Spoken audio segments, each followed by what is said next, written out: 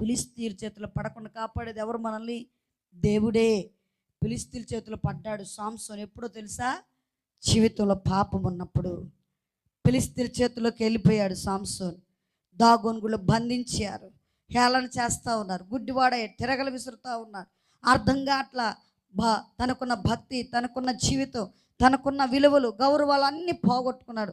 ఒక మనిషికి ఎప్పుడు పోయి తెలుసా? గౌరవ మర్యాదలన్నీ కూడా, జీవితానికి ఉన్న విలువలు ఎప్పుడు పోగొట్టుకుంటారో తెలుసా? పాపములో బ్రతుకుతున్నప్పుడు. పాపము కన్ను కప్పేసిద్ది. ఇది చెడు, ఇది మంచి అని కూడా తెలియకుండా నిన్ను కప్పేసి నడిపించిద్ది అది. అప్పుడు మన ఆత్మ నేత్రాలు మనం తెరవాలి. ప్రభు వైపు మనం, ఆయన వైపు చూసి మనం సేవించగలిగినట్లయితే ఫిలిష్తీయుల చేతిలోకి మనల్ని వెళ్ళకుండా ప్రభు మనల్ని ఏం చేస్తాడండి? కాపాడతాడు. మొట్టమొదట చదువుకున్న మాట, మీరు నిష్కపటులైతే, మీరు మంచి మనసు కలిగిన వారైతే